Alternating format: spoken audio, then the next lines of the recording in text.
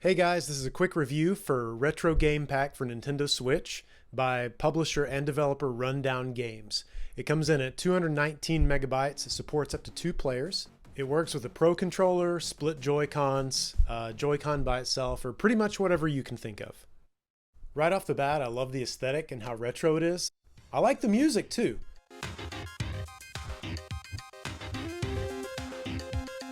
So let's jump right to the games. We'll start with Pong. It actually controls really well. You can use the analog stick, you can use the D-pad, or you can, for some reason, use the face buttons on the right side, the top one and the bottom one. Now, first of all, I recommend playing this with someone because the computer is relentless. The entire time I played this, I was only able to score 1 point on the computer.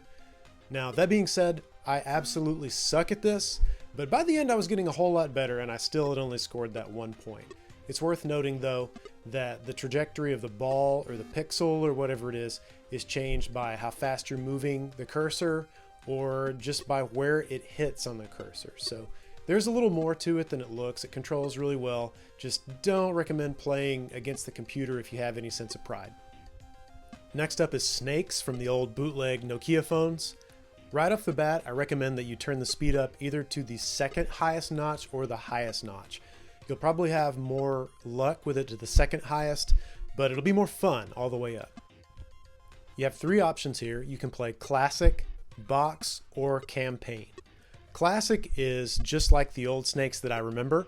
You basically are going around trying to eat these things, diamonds, apples, eggs, whatever they are, and every now and then some sort of animal will appear, whether it's a turtle or a mouse or a mongoose. I can't really tell, but they're only on the screen for a few seconds for you to eat them, and they give you more points than the little apple things.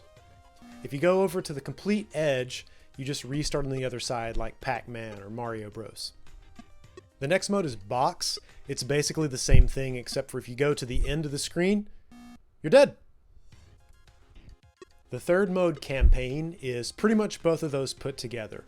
So you'll start out in a normal campaign mode or the normal classic mode, and then once you get enough of the Apple Starburst things, you'll move on to a box level, and if you pass that, you'll move on to a box level that has obstacles in the middle.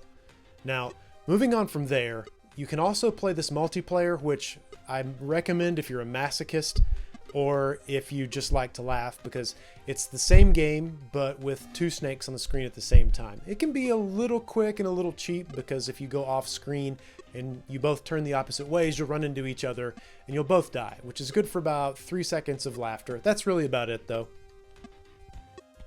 The last mode here is Bootleg Tic Tac Toe. Now I love and hate this because it is tic-tac-toe, but there's a horrible twist to it. So you start out with a normal tic-tac-toe block and you can get 3 in a row. Again, the computer's pretty relentless here.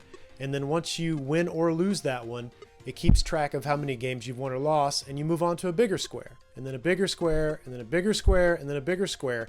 And by the end, it just gets kind of annoying, to be honest. So what I recommend you do here is just play the normal one and then hit the start button and then new game. Because the other ones, they're just irritating, they take way too long, and they kill the spirit of tic-tac-toe. And that's it. Just 3 games. The price is $4.99, which if I were to buy this again, I wouldn't.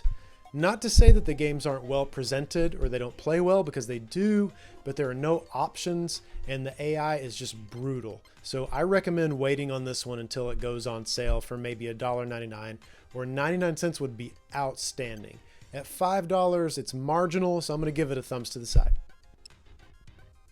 Thanks for watching.